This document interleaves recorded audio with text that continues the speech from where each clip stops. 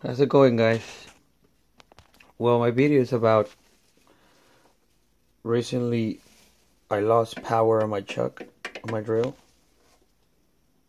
For some reason I was using it and it lost power, and I was holding it and it just stopped even though the belts were on.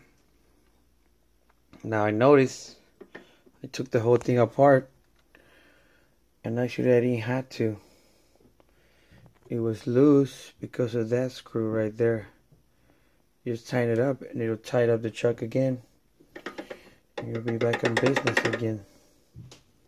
Yeah. This is the Wen 8-inch 5-speed drill press I bought from Home Depot.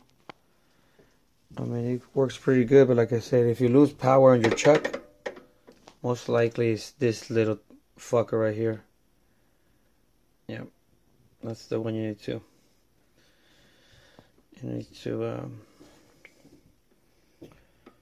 tighten up, and that's it. It works like a charm.